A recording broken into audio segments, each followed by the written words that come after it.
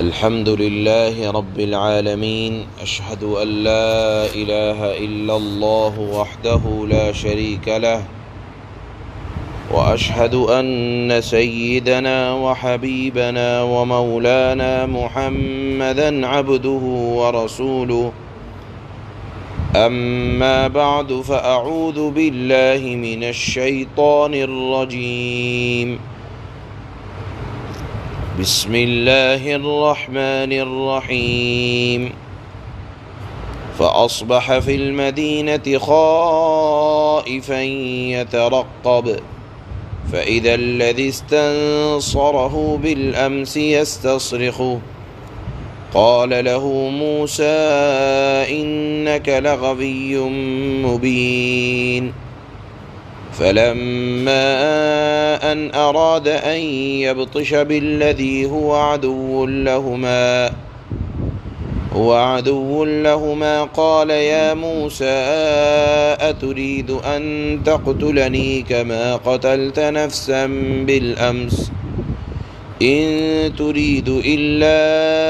أن تكون جبارا في الأرض وما تريد أن تكون من المصلحين وجاء رجل من أقصى المدينة يسعى قال يا موسى إن الملأ يأتمرون بك ليقتلوك فاخرج إني لك من الناصحين فخرج منها خائفا يترقب قال رب نجني من القوم الظالمين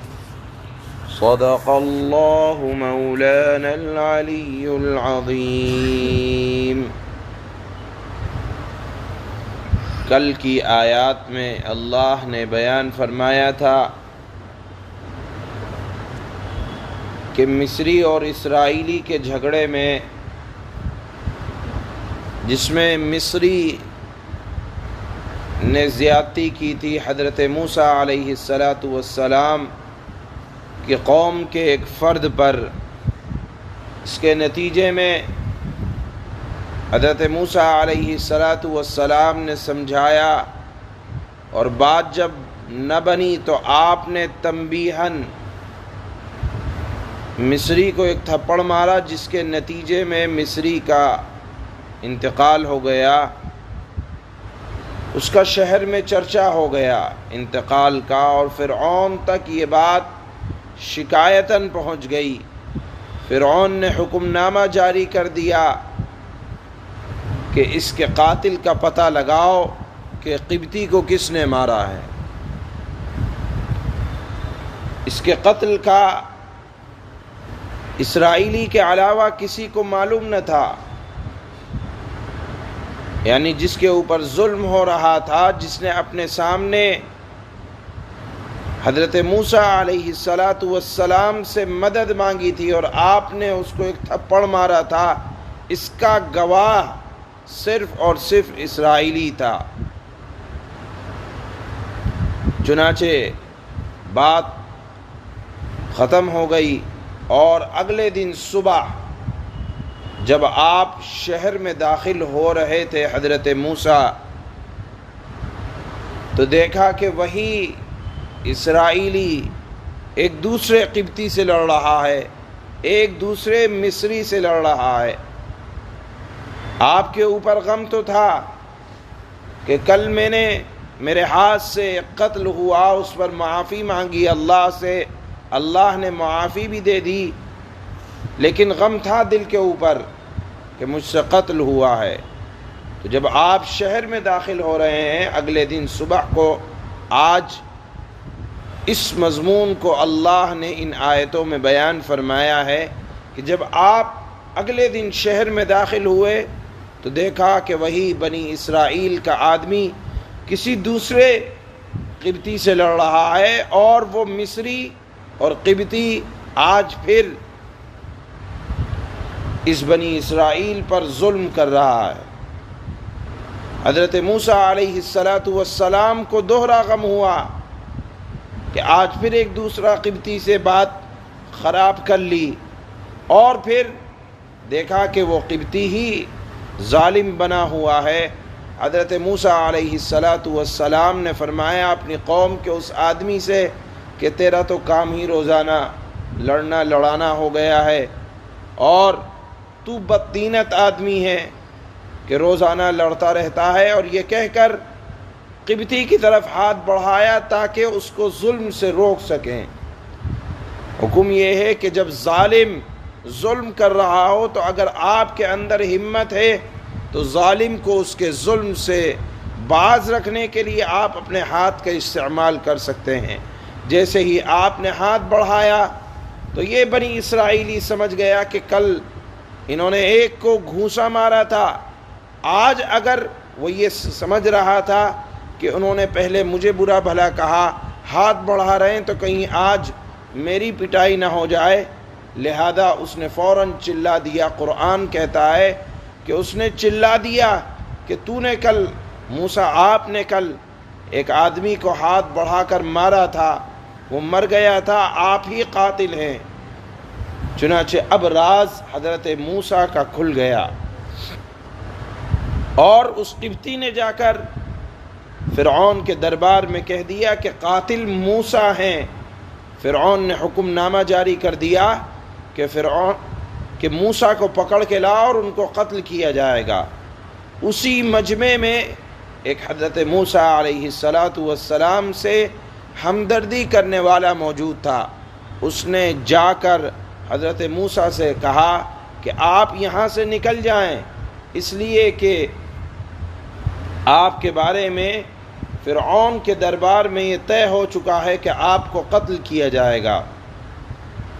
موسیٰ علیہ السلام نے اس ہمدرد کا مشورہ قبول کیا،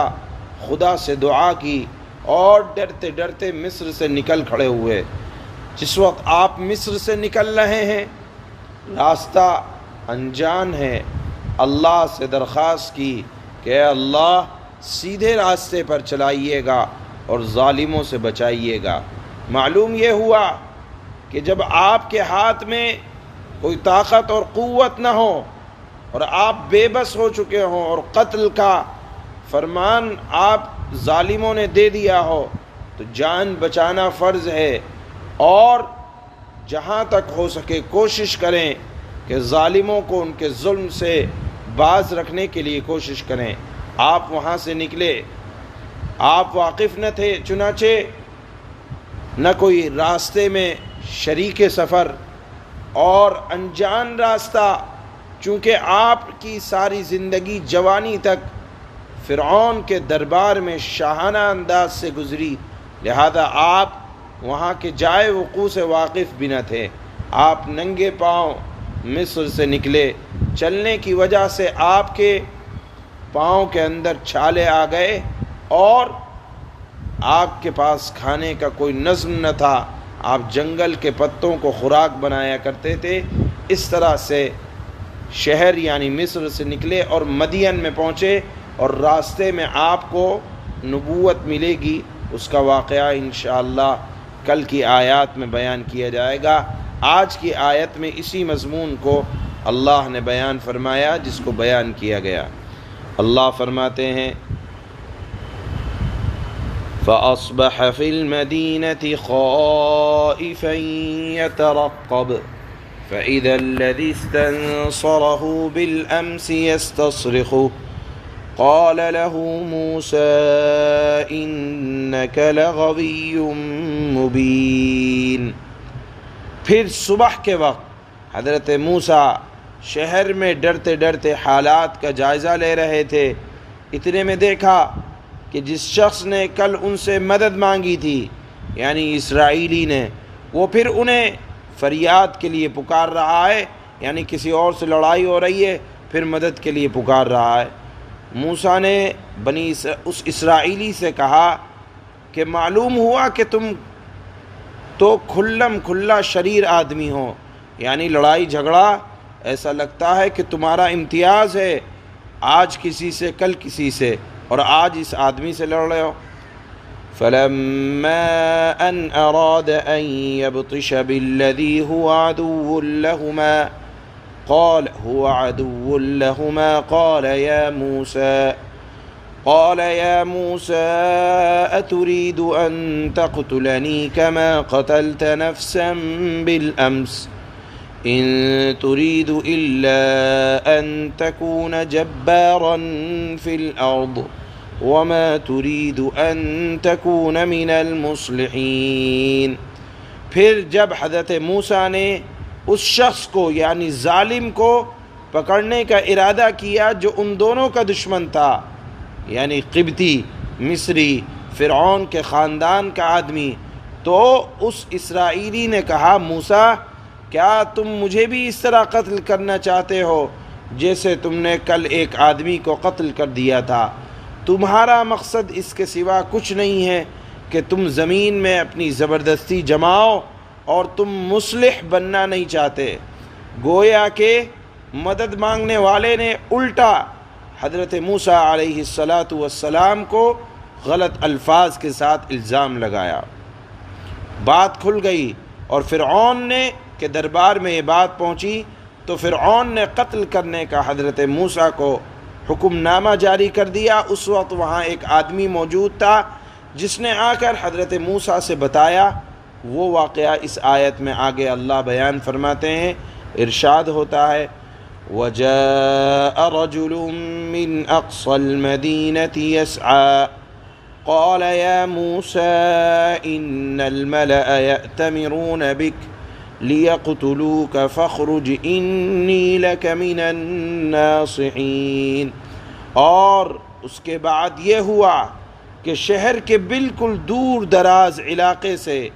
ایک شخص حضرت موسیٰ کے پاس دوڑتا ہوا آیا۔ اس نے کہا موسیٰ سردار لوگ تمہارے بارے میں مشورے کر رہے ہیں کہ تمہیں قتل کر ڈالیں، اس لیے تم یہاں سے نکل جاؤ، یقین رکھو کہ میں تمہارا خیر خواہوں میں سے ہوں۔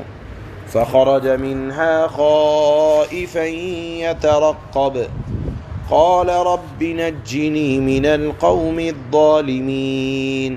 چنانچہ موسیٰ علیہ السلام ڈرتے ڈرتے حالات کا جائزہ لیتے شہر سے نکل کھڑے ہوئے، کہنے لگے، دعا کرنے لگے، میرے پروردگار مجھے ظالم لوگوں سے بچا لیجئے گا۔ سبحان اللہ۔